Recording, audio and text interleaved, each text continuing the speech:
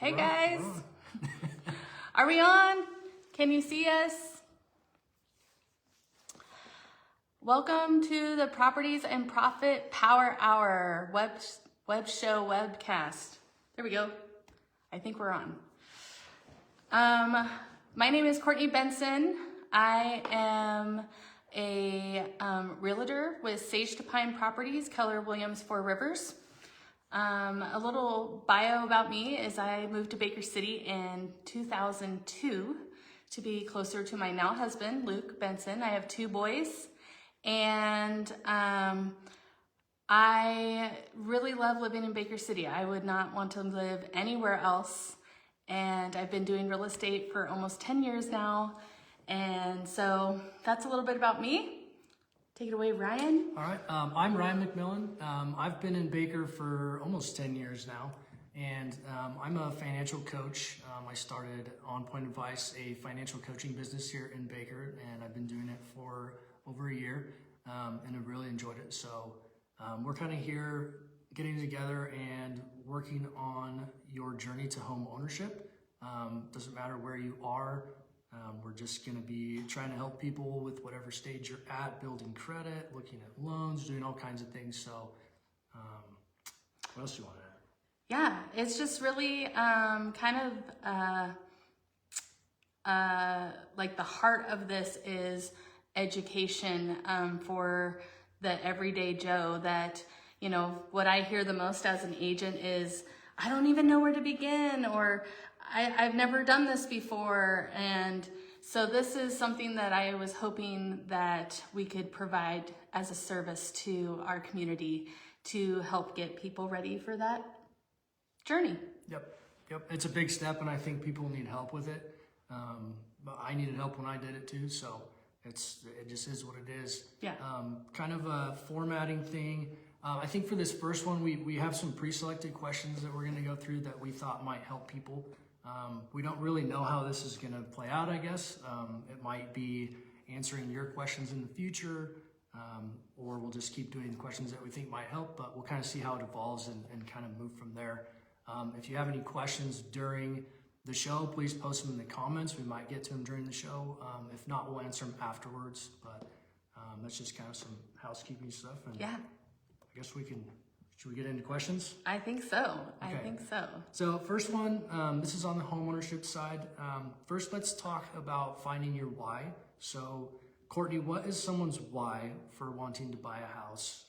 How do you find it, and what makes it important? Well, I mean, it's very subjective to each individual, right? I mean, what my why might not be the same as what somebody else's why is. And so with that question, you know, I would really recommend people just kind of searching what are the things that they're needing and what is their goal at the end for purchasing a home.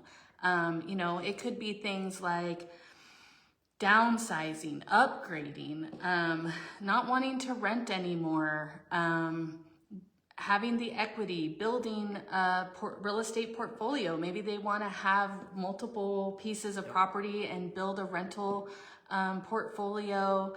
Maybe it's something that they're thinking about for retirement. Maybe it's a vacation home, you know. There's so many different things that could drive you. You don't have kids, you do have kids, you have dogs as kids, you know, you want a yard for your dogs. You want to be closer to work. You want to be further away from work, you know, whatever it might be. Those are all good reasons to consider making a change or making a move and purchasing. Yeah. And I think finding your why is important in a lot of fields. I think in your and I fields, though, it's even more important because buying a house can be one of the biggest financial decisions of your life, right? So it's good to make sure that you're on the right track. And then for me, for financial coaching, getting out of debt, building credit, those things, you need to have a why for that because they're very difficult to do. A lot of people try and fail. And if you have that why, it can help with your conviction to keep getting out of debt and doing these things right to meet your goals. So yeah, I think with anything, home ownership is a goal. You know, you've got to have something driving you to that goal. And so finding your why, finding the things that are important to you, and building a strategy based off of that is what's going to help you. It's going to help your agent. It's going to help your lender all work together to find the perfect home and the perfect financial scenario for you to be able to meet that goal. So with that, I think the biggest thing is, do you have a budget? What is your budget? How do you make a budget? You know, for me, I am like the worst budgeter. It's hard. It's so hard. There's all these unknowns and things that you have to factor. I am not very good at, I have the best intentions, you know, like, oh, I'm going to budget this or whatever. Right. But coming up with a budget is like probably the biggest hurdle for me. Yeah. So, Ryan, how do you come up with a budget? So it's one of the most important things in personal finance. Is do you know where your money's going, right? At its base, a budget is really, it's a financial tool that shows you where you're at, and then it can also help with sending you forward towards your goals, right? The three keys to building a budget is knowing what's coming in, what's going out, and then what the difference is, right? If you have money left over, you have a surplus, and that's what we want, right? If you're negative, we're in a deficit situation, and we need to make some changes to get out of that deficit and get into a surplus, right? The basics of creating a budget, we'll go into it a little bit. The first step is to gather all your income. The best way to do this is on a monthly basis. That's kind of how all of our bills are set up, or most of them are anyway. And so that's the easiest way to look at it, I've found. And we'll go into this a little bit, but gather your income and then gather all your expenses, and then you'll subtract the two to find the difference, okay? So, yeah, that's the easiest way to do it. Your income, this is anything from salary, overtime, bonuses, commissions, if you win the lottery, if you're getting public assistance, social security income, interest, anything that is considered income that's coming in, okay? Add all those up, and then your next step is to start subtracting your expenses. I always start with fixed expenses. These are things like your mortgage, your rent, your monthly insurance payments, your cell phone, internet, things that don't change every other month, right? I always start with those because it's easy to separate them so that you can see them differently. And then from there, I go to your variable or your discretionary expenses, and these are things like groceries, transportation, restaurants, credit cards. They'll change from month to month, but you kind of have an idea of what they're going to be. And then finally, I take my periodic expenses, which include things like licenses and registrations, property taxes, vacations. Christmas is a good example. Huge. Yeah, it's a lot, and it's good to plan for it, right? So things like that, that'll be a big December, January one, right? Because we're looking at the next month, but yeah, so that's the next step. One thing I see with a lot of budgets is people are good at making them, and they have them, but they don't necessarily always align with their goals. And that's one thing that I can help out with as a financial coach, is aligning your financials to your goals. I think that's hard for people to envision, right? It's really like hard. I will be like, oh, I want to save for this. But then when you're living day-to-day life, sometimes it's hard to even figure out, like, well, where do I skimp here, to save here? Yeah. Do you have any pointers for that? Like, Yeah, it depends on what kind of budget you're making. You can make more strict budgets, like if you're using like an envelope system or something where you take out cash and label those envelopes, and that's only what you use for that expense.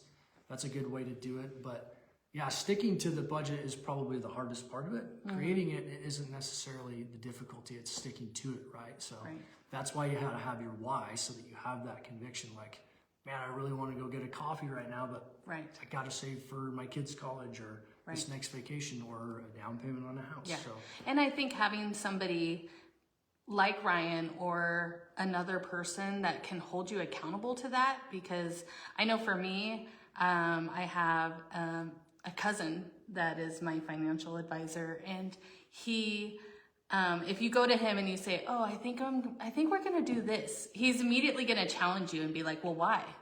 Why is that more important than your original goal?" Are you? Are you gonna do that? Yeah, you know, and so having somebody to hold you accountable sometimes is good. I mean, and sometimes it feels hard to give somebody that amount of vulnerability with your finances, you know, like that seems to be one of those ones where people are kind of like, they keep it close to them, rightfully so, right? But having somebody you trust that can also hold you accountable when you are trying to reach some of those goals is just another stepping stone in being able to achieve those. Yep. Yep. And husband and wife's a great example, right? You know, having them keep you in check and make sure that you're on the same program and doing the same sort of things is important too, right? So, but yeah, let's move on to, there's all kinds of different types of budgets. It doesn't matter how pretty it is or how you do it. I like to use Excel because that's what I grew up using. I was kind of trained in that in high school and whatnot, so that's what I use. Nowadays, there's apps you can use. Every Dollar, YNAB is a good one that you can do on your phone. And they're usually like $7 to $8 a month. They'll have a trial period to see kind of how everything fits with your lifestyle. But if you're going to be on your phone and that's the way that will keep you checking your budget, then use that way, right? Whatever way works for you is the most important way to do it. So, and then, yeah, like I said, if you need help creating a budget, if you don't want to do it yourself, feel free to reach out and contact me. That's one of my specialties. You can go to onpointadvice.com and check it out, or send a direct message to me and we can get a plan made up. So, but yeah, so let's move back a little bit to the home buying side of things. I think this one gets asked a lot and it's pretty important. When would you suggest to start working with a real estate agent? So I would suggest start working with a real estate agent as soon as it's a goal of yours to become a homeowner. Whether you think you're going to purchase right away or purchase 6 months down the road, 2 years down the road, whatever it might be, establishing a relationship with an agent who can give you guidance on the market, what the market's doing, where, you know, the trends are going, things like that. They can get you in touch with different professionals that can maybe advise you ahead of time in a certain way. A good example is somebody who is self-employed. A loan officer is going to want to see that you make money, right, to approve you for a loan. Right, yeah. But most self-employed people will write off a big chunk of their profit so that they don't have to pay as many taxes at the end of the year. And so when you work with somebody ahead of time, say you're self-employed and you're like, hey, I want to buy a house next year, we can get you in touch with a loan officer and, you know, your CPA, and they can work together so that when you file your taxes for the next year, you're going to be able to show enough income to, you know, get approved for a loan. So the sooner you can reach out to a professional and start talking to them, and, you know, I would say the realtors in Baker County are really good about, we're not here to just push the numbers. I've worked with clients sometimes 2, 3, some of my favorite clients I worked with for like 8 years before they purchased a house. And, you know, they would come to me and ask questions, and then, you know, okay, we're just not sure if it's the right time. And then they would come to me again a couple years later and, you know, we'd maybe look at a house and it just wasn't the right one. So, you know, the more that you talk with an agent and get to know them and get to know the market and the way it works, the better. The more prepared you're going to be. And maybe you are ready to jump on the train in 30 days or, you know, 6 months or whatever, but maybe it's something you just want to have those conversations and get in the know. So, you know, at any point when you're curious about the housing market or curious about purchasing, reach out. Yeah, and I think a lot of people too, and it is a big choice buying a house, but I think they put it like way up high as a big, scary, daunting thing, and it doesn't have to be that way. You know, You can build a relationship with a realtor. You know, you don't even have to call them. It could be emails, text messages. Just say, hey, I'm interested, and then they can kind of walk you towards the steps that puts you in the right position to start your journey, right? So Yeah. it doesn't And have so to many, be- I think so many people don't make that phone call or don't take that step because they're scared of being pressured into doing it, or just having that conversation feels scary. I can tell you as a realtor, that conversation for me isn't as scary as it is for you. For me, it's exciting. For me, it's like, yeah, let's get you ready.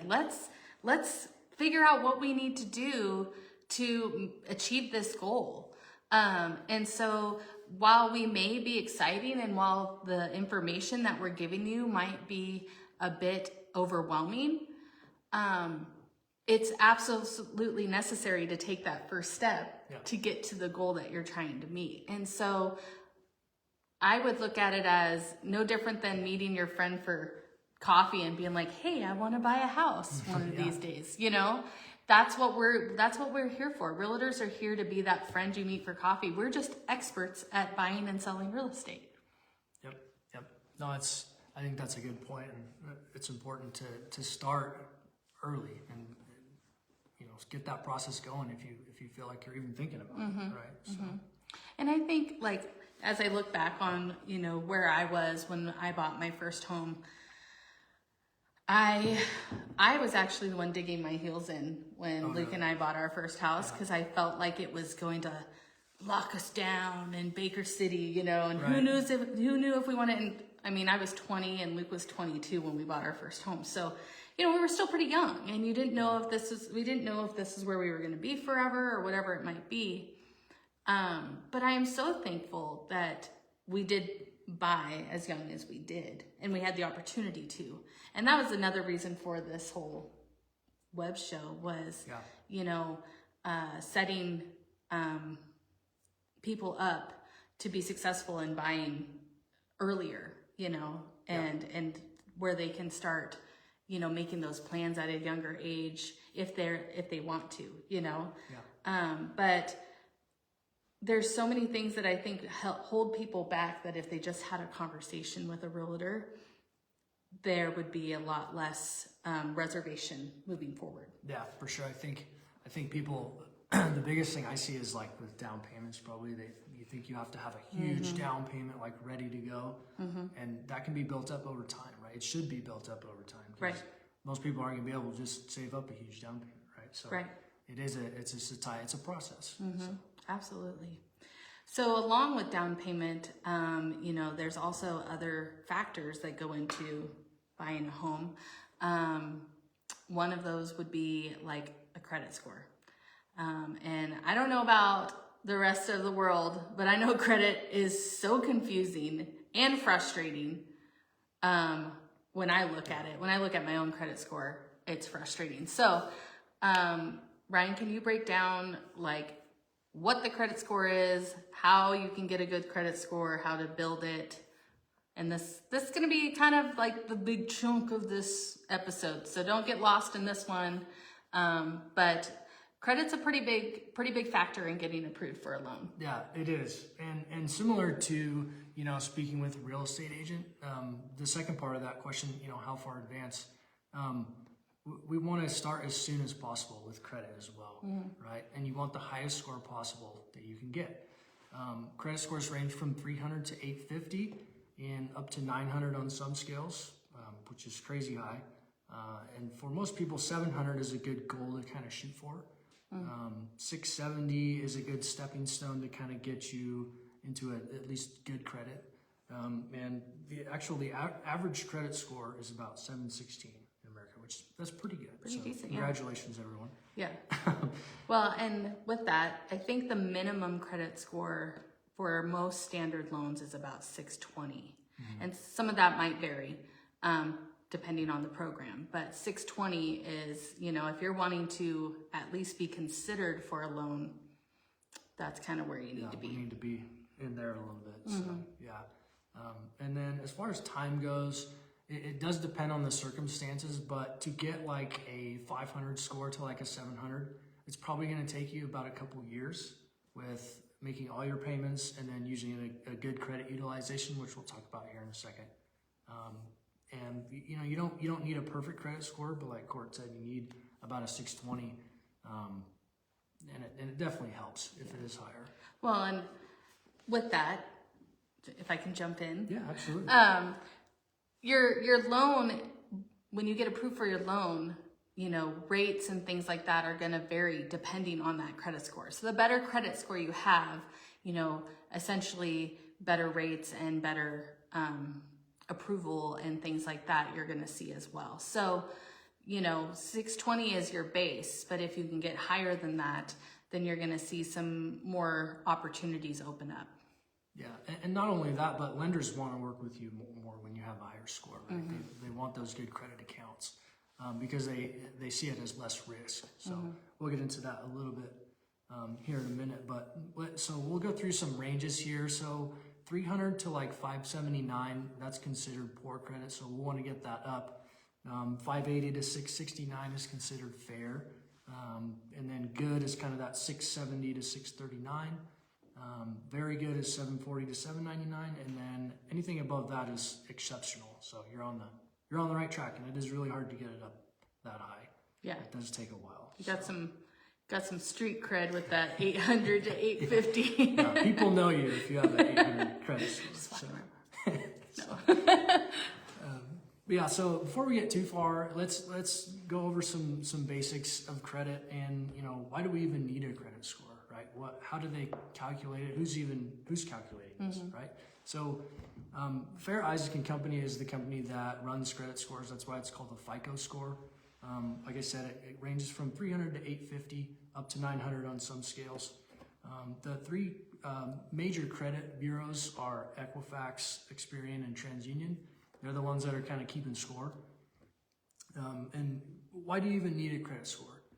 Basically, it is how risky you are to give a loan to from a lender's perspective. They're looking at it like, man, is this person going to pay us back? Right. Are we going to be able to continue to keep this loan open? Can they make their payments? Yep. Yeah. Can they do it on time? Or are we Right. going to have to foreclose? Those kind of things, because they don't want to foreclose either. So Yeah.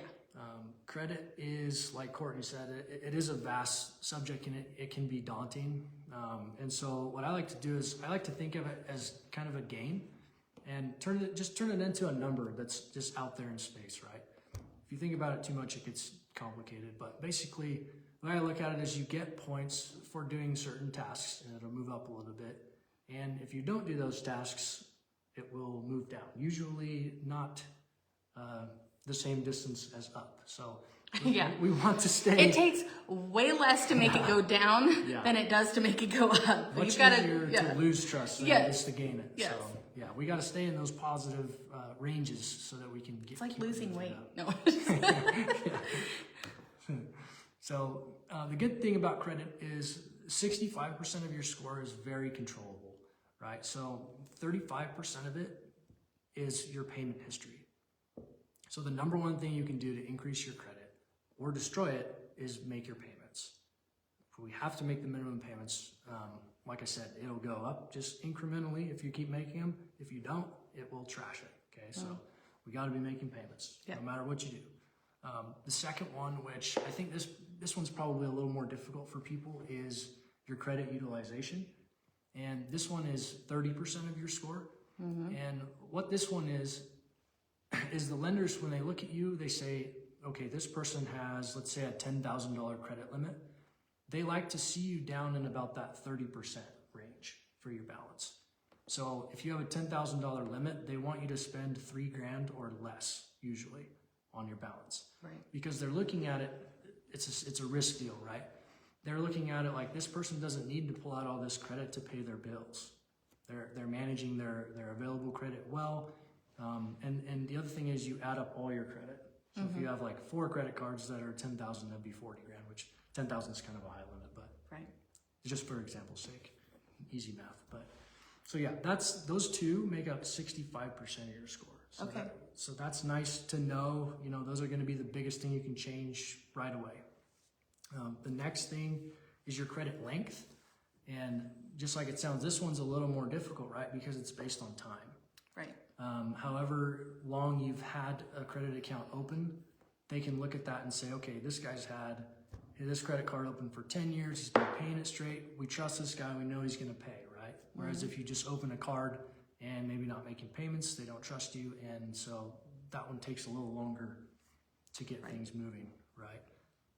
And then there's two small ones. One of them is new credit, and this is any sort of inquiries that you're having. If you're opening new cards, if you're getting a car loan, maybe pre-approved for a home loan, these kinds of things. It will help you to diversify.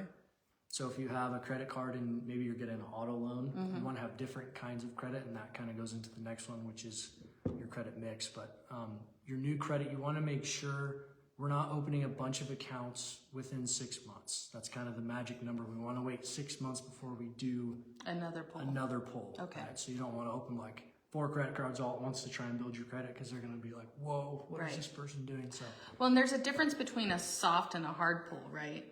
Yeah, so soft pulls, it doesn't hit your credit quite as hard. The hard ones are the big ones. Those are the car loans, the home loans.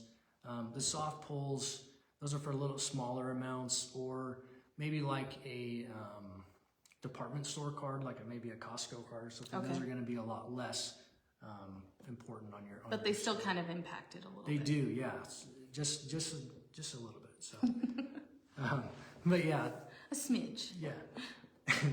So here, the next one. Give me a second here.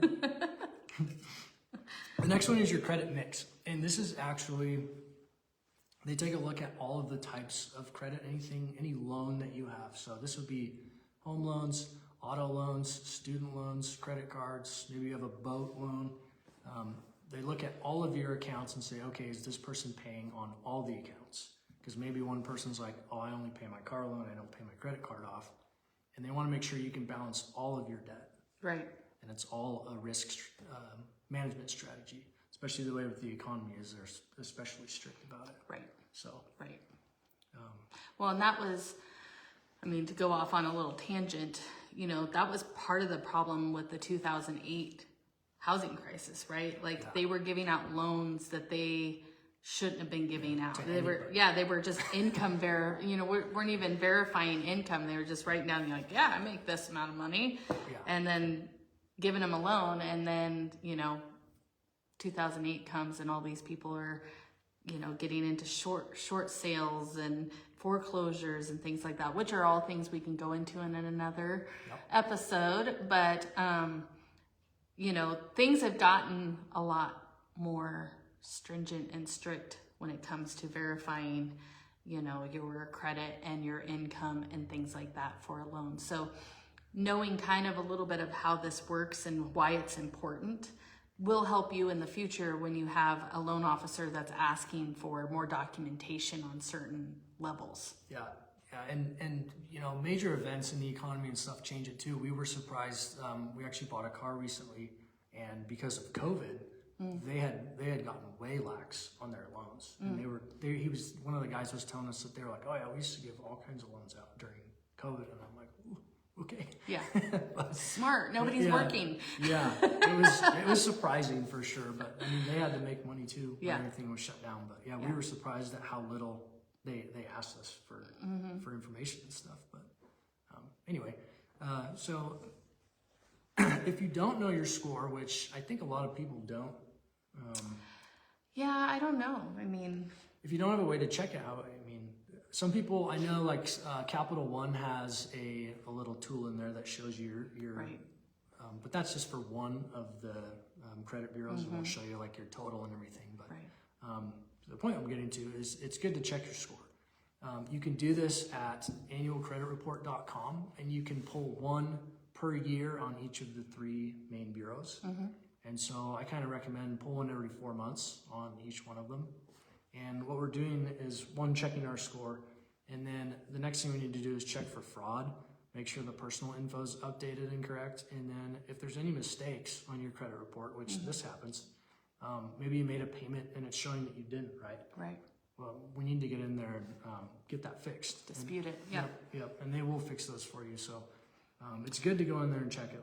Do you know, Ryan, I know that like one of the main things that lenders look at is, a lot of people might use like Credit Karma or something like that, but I'm pretty sure that, like your FICO score is what lenders are looking at, or they're averaging them. Do you know the difference between like the FICO score and like what Credit Karma shows you? I'm not as familiar with Credit Karma. I don't use it myself. I do know that you can get a different score from each one of the three main bureaus. And yeah, FICO combines all of them. Okay, that's good to know. So FICO's kind of like they assess everything It's and like then the give you. parent company, and then the three main bureaus kind of work with them. And so, Perfect. but yeah. So what do you do if you don't have credit? So if you have no credit and you want credit, the best place that I would recommend is to start with getting a secured credit card. And you can get these at any of your local banks, credit unions, wherever you bank. And they're really cool because you can actually put money down. Like you could put down $500. Whoa. You could put down, you could put down like $500 and then basically loan against that and treat it like a debit card, and it will actually build your credit. And so you can slowly start building your credit. I actually don't know if you can get that for like a high school kid, but it might be a good idea for things like that, like fuel and stuff. But, and then once you start kind of building credit with that secured card, you can start applying for bigger cards, ones with points, if you need travel stuff, things like that. Just be careful because they will try and rip you off. Make sure you're getting good rates and everything, and you're paying them off every month. And you're paying them off. But yeah, and we don't want to open too many at once, right? 6 months apart, because it can damage your score pretty bad if you're opening too many at once. Perfect. So Okay. that's where I would start.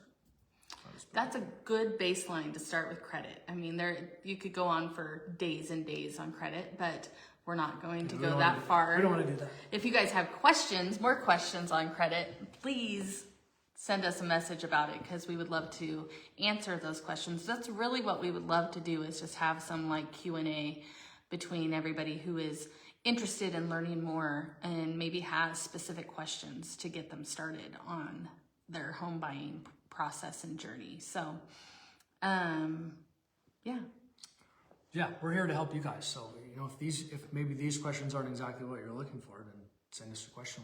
We'll get it figured out. Yeah, we want to keep doing this. So keep, even if we don't get to something that you wanted to hear today, send us questions, because we'll do it again and then we'll get to your question. Yeah, probably nobody wanted to hear about credit, but it's kind of one of those basic things Yeah, that you we just have got to to get start through. with credit. You gotta And get it's through like it. the least exciting, topic, but it's one of the most important things that a lender is going to look at to determine your loan eligibility. Yep. So, and it applies to all of everything. So yeah. So back to the kind of home buying side of things. Should you be planning for this process? And with that, my son is trying to call as we're talking, so He'll be all right. He'll figure it out. he's fine. You all probably know him. Somebody give him a ride. Yeah. He's out there somewhere. Somebody will find him. He's running feral through Baker City tonight. Sorry.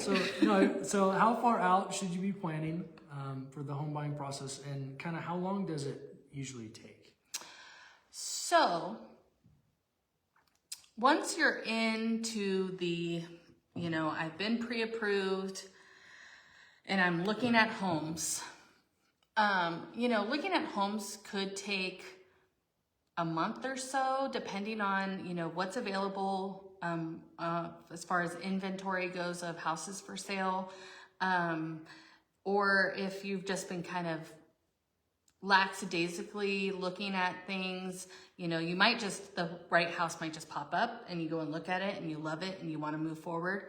But once you write that offer, once you submit an offer and it gets accepted, you're looking at, on a safe side, about 45 days. Some can go much quicker, some can take much longer. It really kind of depends on the situation. But I would say a standard average is 45 days. So, it goes actually pretty quick. You know, that 45 days sounds kind of long, but you've got inspections in there and you've got appraisals in there and, you know, other negotiations and things like that. So it really feels long, but, you know, it'll go quicker than you think. Yeah. So I would say, you know, 45 days is what you can plan on. And then, you know, sometimes we have to adjust given different circumstances. I've closed a loan. I think the quickest I've closed one in Baker was like 21 days. Oh, wow, that's crazy. So, but it was pretty standard. I had one transaction that took like, we started in June and I think we closed in the following February. Wow. But there was a lot. I mean, that's very non-typical. So don't let that scare you. Yeah. And I had given, and I had given the buyers some heads up of like, this is probably going to be drawn out. But it can go pretty quick. Obviously, if you have cash, it goes really quick. But with a loan, you're looking at a typical 45 days. Gotcha. Yeah, I think when we bought ours, it was kind of where we kind of like ran into it, and we're like, oh, yeah. I guess we're doing this. Who was your agent again? I think it was you. Oh yeah, it was me. Yeah, it went great. So. Yeah, you don't have any complaints, do you? Nope. Awkward. No complaints. Yeah, let's do it right here on the Facebook line. So yeah, I think, you know, it can go pretty quick if you find the right house. Right. Yeah, and I remember we were first-time home buyers, so like there's a course that you go through, and there's all kinds of stuff. I mean, you're kind of learning through this process and working with Courtney and working on those things, and then you're signing stuff and hurry up and wait and all kinds of stuff. You know, so it is a process, but I don't think I could have done it without a realtor. No way. Yeah. So it's definitely, they're an invaluable tool. So. Yeah, and it's emotional. Buying a home is emotional. Selling a home is emotional. So when you've got emotions on each side of the table, you are automatically, you don't have somebody in the middle rationalizing, right? And so that is like just one thing that agents help with, right? Yeah. But there's multitudes of things that we help with, and that's another time and another place that we can get into that. But you know, it could take a lot out of you by the end of it, emotionally. Yeah. And it's a big decision, so you want to think about it and take your time and everything, but you have 45 days usually to think about it, so that's kind of good. You got 45 days to decide whether or not you're going to move forward. Yeah. So, well, do we have time for one more question? I think we do. I think so. So along with being an emotional process, you know, it's a big decision. And so I think, you know, one of those other things that you have to consider is your financial situation, and whether or not you are prepared for the investment of being a homeowner. So what are some of those things that we should review when we're considering making this sort of a financial investment? Yeah, so the main ones are, you know, your credit score, like we talked about, having a budget, knowing where your money's going, and then, you know, do you know what your total income is and your expenses? And the other one is how much total debt you owe. Debt comes in huge when we're looking at loans, especially large loans, getting pre-approved for those loans. And what lenders do is they use ratios a lot of times to look at all of your stuff. Kind of like the credit score, you can kind of break them down a little bit and into ranges and then see where you're at. One of them that they use a lot is your debt to income ratio. And this is just a metric that compares your household debt payments to your overall income, and it's expressed as a percentage. And so you get this by dividing your total monthly debt by your gross monthly income, and then multiply it by 100 to get a percentage. And so what that does for them is it's a key indicator for financial health, and then your ability to manage additional debt responsibly. So they're not looking at what you have right now, they're looking at what you can get after that. It also shows your creditworthiness. The lower DTI you have, the better equipped you are to handle more debt, and the less risky you look to lenders. The other thing it's useful for is it's good for budgeting and other financial planning, because you can look at these numbers and say, man, I'm already at this number. I don't think I should be adding extra debt on at this point. So it's a good indicator of kind of where you're at along with your budget, right? So, what do you think, once you know kind of your debt to income, Ryan, and like I would say right now, especially with inflation and things like that, I know when I look at different things that I read online about housing and the different obstacles that people are facing today, you know, how do you get out of that debt if you're just barely making it, you know, paycheck to paycheck? Like what are some tips or some tools that people can use to get there? Yeah, it's tough. Especially if you're living paycheck to paycheck. That's it's one of the most difficult situations you can be in, I think. And I think the biggest thing on doing that is changing something. We can't just keep doing the same thing. We have to change something. Somehow we have to increase our income and lower our expenses, Right. or both, right? Whatever you can do to do that. You might have to get creative. I do have a list of things that we can kind of do if things are tight. So things like meal planning and batch cooking, if you do things like that, if you have food already in the fridge, you might not even think about going to fast food, right? Things like that. Do-it-yourself cleaning and household products, right? Lemon, vinegar, baking soda, they're cheap. They clean a lot of stuff pretty effectively. Bartering skills, maybe your neighbor's an accountant and you're good at trimming trees. Right. You could go trim their trees and see if they'll do your taxes, things like that. I mean, Bartering's a great idea. and we have to be creative, right? Yeah. Because you're in a tight spot, right? And that's one of the things I can help with as a financial coach too, is help brainstorm ideas and come up with things that we can do to change those situations, because it's a difficult situation to be in. Using your community resources, changing your transportation methods, public transportation, carpooling. You might have to walk for a while, right? Save some money on gas. It's a reality, and hopefully it's only for a season, right? Or just until you can get yourself ahead of the game, and then you can, go back to driving or however you normally carpool. But it is. It's tough. Well, yeah, and I think I've been there. My husband and I, we've not always been financially secure. We started out, we got married, I was 19, he was 21. We didn't have a ton of savings at that time. We didn't have a ton of help financially at that time. And we definitely had those moments of, paycheck to paycheck, and sometimes not enough paycheck, and so,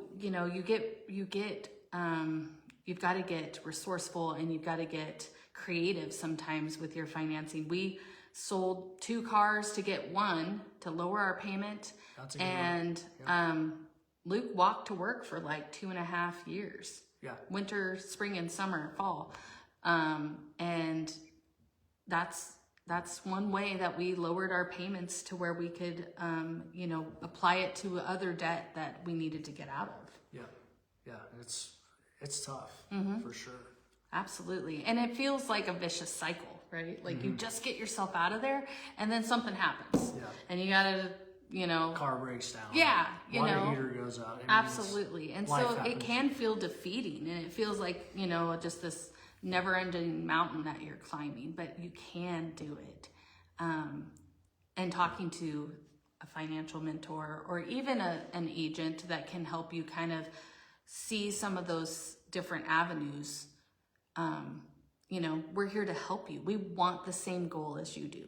Yep. So that's, one of those things that I think people feel like it's a scary conversation to have with somebody that they don't know very well. And so once again, reaching out and building a relationship with those types of professionals are going to benefit you. Yeah, especially about money too. Money's tough to talk about. I know it's kind of a taboo subject, but I mean everybody deals with it. So I don't know why everyone makes it so weird. But we're like because everything's on Instagram and perfect. That's right. Yeah. Well, I can tell you right now, my finances aren't 100% perfect. So No. I don't think anybody's is. It's especially when life happens. You have to take out of an emergency fund if you have one, or you have to take out of savings sometimes. It's just how things work. Or you got to rob Peter to pay Paul. Yeah, sometimes. I mean, you're gonna have a plan, and everybody's plan works till you get punched in the face. That's just life. So. Absolutely. Yeah, some more things real quick. Free entertainment, secondhand and thrift shopping, DIY repairs. I've gotten familiar with those, unfortunately. That just kind of happened. That's another one of those life things, you learn how to do stuff. But another good one is negotiating bills. If you're struggling, you can call your internet provider, your cable. You probably shouldn't have cable if you're struggling, but your internet provider, things like that, and say, hey, this is my situation. Can we push some stuff out? Maybe can you put me on a different plan? If you never know unless you ask, but they will work with you a lot of times, because a lot of things like that, you have to have that, and it's a service that you need. So, but you'll never know if you don't ask. So, yeah, absolutely. And then, like you were saying, sell a car, combine cars, sell unneeded items. If you have that guitar in the garage that you're gonna learn, maybe get rid of it for now and buy a new one later. So. Kind of more of a want than a need, but you just got to figure out something that works for you and your family, and everyone's journey is different. But I can help with that as a financial coach. I've got a list of stuff, and every situation's a little different, but brainstorming those ideas, sometimes it helps to have an outside perspective looking in and say, well, why don't you do this? And you're like, oh, I didn't even think of that. Right. So that can be helpful. So yeah, for sure. Yeah. Well, I think that's a good start. I think, that is, I think, honestly, I hear it so often, and I think it's very much true, especially not just in Baker, but all over. The affordability of housing and the affordability of just life in general isn't what it used to be. And so, the other side of that is sometimes buying a house, people think buying the house is you're buying your forever home the first time. And sometimes you have to shift that perspective to buying the home that fits your needs for the moment, with the idea of it's going to build equity and it's going to be a stepping stone into that forever house. So that's another, because maybe you can't afford your forever house right now. I can't afford my forever house. I know I can't right now. Most people cannot. Right. But if you buy something that's a little smaller, maybe a little less extravagant, maybe it's a fixer-upper,